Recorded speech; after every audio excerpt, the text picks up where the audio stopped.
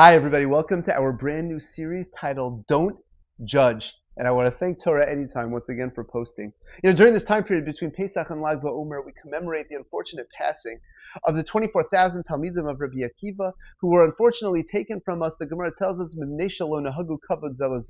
because in their very high levels, they didn't accord the appropriate honor for each other. And therefore, during this time period, it's become customary for us to talk about areas of our Bein Adam L'Chavero, areas of our relationships with other people, in order for us to increase our kavod for others, our sensitivities, our care, and ultimately build and grow in our relationships. And one of the main ways to do that is by focusing on judging. Can you imagine a life where we always judged everyone for the positive? Can you imagine how incredible our relationships would be?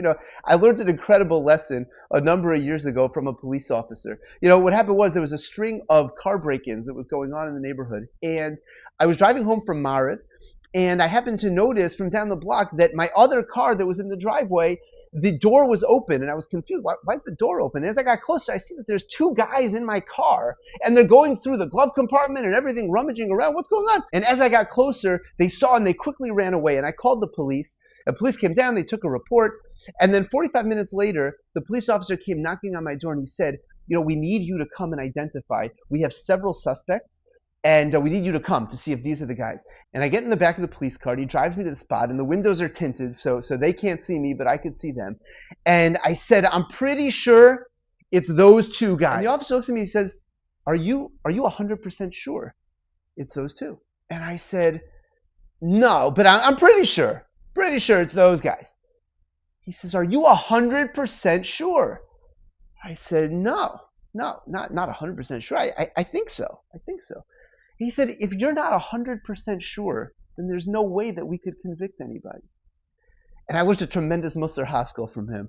If we're not 100% sure that that individual did that Avera, if we're not 100% sure that that person really hurt somebody else or really said something negative about me or really did something painful to the other coworker, then how do we have a right to judge? The Mishnah in Pirkei Avos tells us, don't judge your friend until you're in his place. And I saw quoted in the name of the Sfas Emes that what the Mishnah is really telling us is that there's never a time when a person is able to judge, because we're never ever going to be in anybody's place.